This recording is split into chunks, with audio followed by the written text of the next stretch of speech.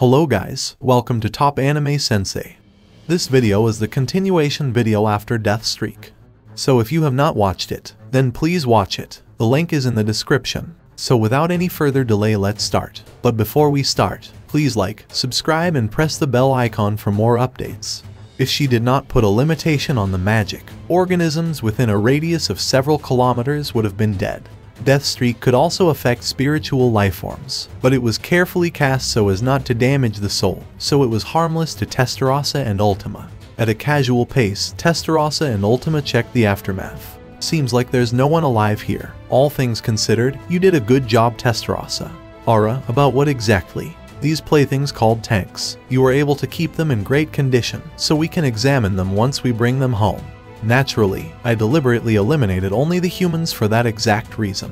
I shouldn't have cut corners and just used Death Streak instead. I wouldn't have destroyed those floating playthings if I did so. I agree, Ult's magic was very flamboyant. Anyway, we can still retrieve the first samples that fell. They are sufficient data.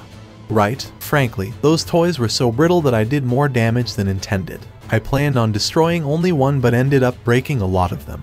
That cannot be helped. We became stronger after Rimiru-sama named us. You just need to be more careful, Ultima. Yeah, I learned from this incident. Speaking of which, I'm more concerned about Kerara. I doubt she even knows the word restraint, because we both know how she loves really flashy magic.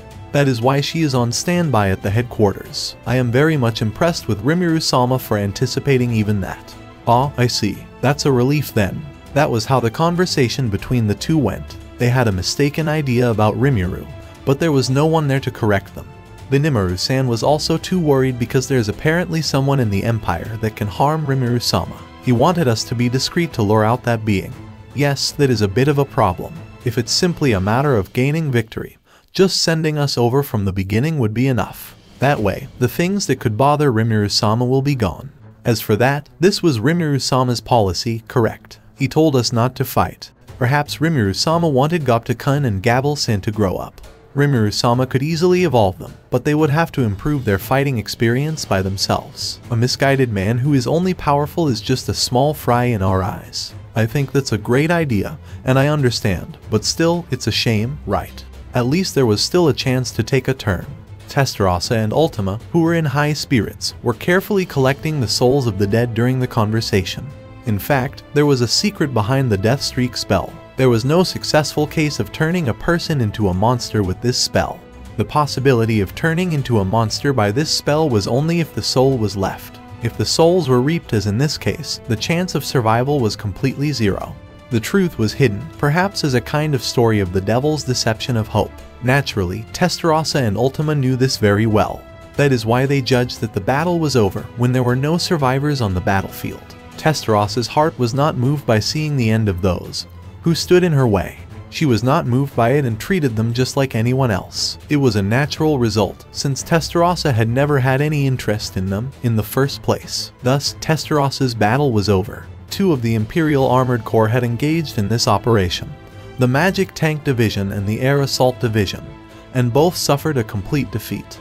With the death of Lieutenant General Gaster, the operations center was silenced, and the N generals, unable to grasp the situation, began to lose ground, and the battlefield turned into a war of annihilation.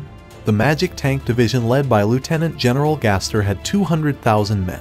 The Air Assault Division led by Major General Farage had 400,000 men. Without a commander, the Imperial Army had no way to request a ceasefire. Thus, every single Imperial general lost their life on the battlefield. This was the moment when the victory of Tempest was decided. However, this did not mean that the war was over. This was because General Calgurio, the commander of the Imperial Armored Corps, still did not know about the defeat of the Imperial forces. And currently, the main force of the Imperial Armored Corps, the Augmented Legion, was advancing towards Rimiru, the capital of Tempest. Chapter 3, Labyrinth Siege. I remember telling them to give it their all. There was need to worry. I shouldn't be old enough to be losing my memory. It had only been 3 years since I was reincarnated. There was no need to worry about that. That being said, watching the scene projected on the big screen, I wondered if I had really said those words or not. After all, the big screen was showing the great victory of our army. That was good and all, but the content was just too terrifying. It was completely a one-sided war of aggression that would make anyone go oof. DATTA was running on the battlefield and crushing tanks in a way that was so cool that it did not look like him at all.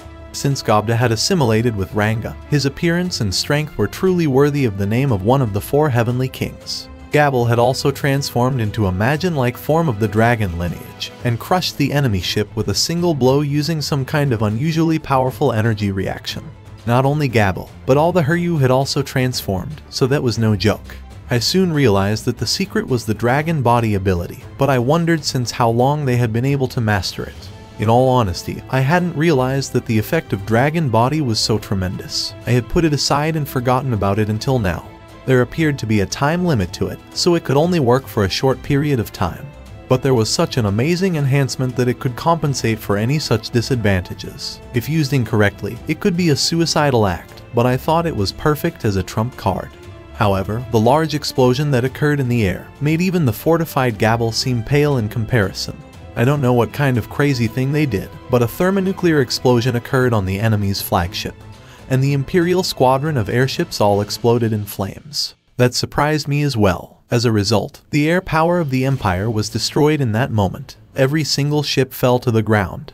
This was the start of a massive offensive by the Tempest forces. With DATTA and Gabble joining forces, the battle was now, by all accounts, in our favor. Even in modern warfare, helicopters held an overwhelming advantage over tanks. In the same way, Gabble mainly used breath attacks from the sky, which inflicted damage unilaterally on the ground forces of the Imperial Army. Because of their small target, the tank guns were not a threat. Simply put, if they couldn't hit, it was nothing.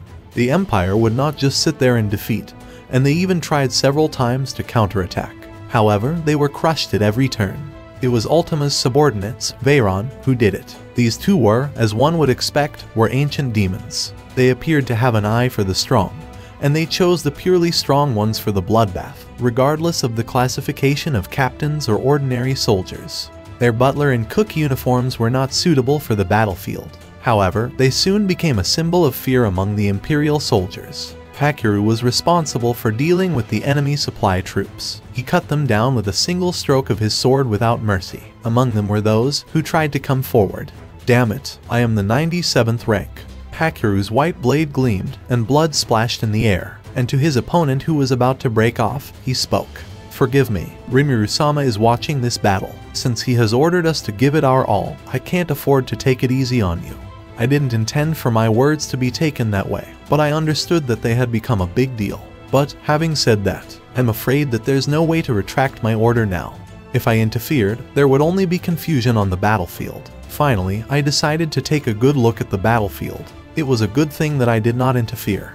In all honesty, the Imperial soldiers whom Veyron, Zonda, and Hakiru had killed were as good as or better than the Holy Knights. Moreover, their armaments were troublesome, and they were of a higher performance legendary grade than the spirit armaments that the Holy Knights wore. Overall, they were stronger than the Holy Knights. When I heard the result of Wisdom King Raphael San's analysis, I was surprised as well. I wondered how they could have gotten such a large amount of equipment, but it couldn't be helped. I guessed that these guys, who were given such equipment, must be the famous Imperial Guardians as they were rumored to be. As Gadra had told me, they were most likely the organization selected from the strongest of those in the Empire, including the Otherworlders. There were about 100 members. I believe the pecking order was a proof of that. If such powerful men had shown their abilities, the battlefield might have been more chaotic.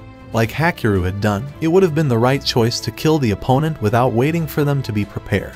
The same was the case with Veyron and Zonda. They had taken the enemies out unnoticed before they could even make a move. They were able to recognize the strength of their opponents so easily, and they had a good eye to recognize the strong ones. It would not have been so easy if the enemies had all assembled, but in this case, the ones at fault were those who had been careless on the battlefield.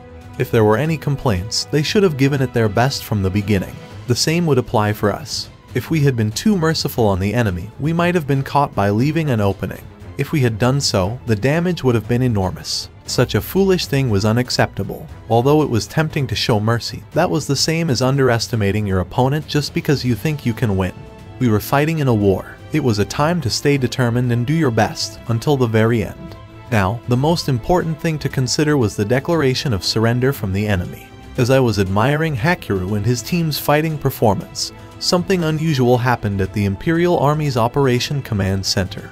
Notice, the ability Death Streak has been activated. The user is the individual named Testarossa. And that's it. Thank you so much for watching. And if you guys have not watched my other videos, then please watch them. The links are in the description. And don't forget to like, subscribe and press the bell icon so you don't miss the updates.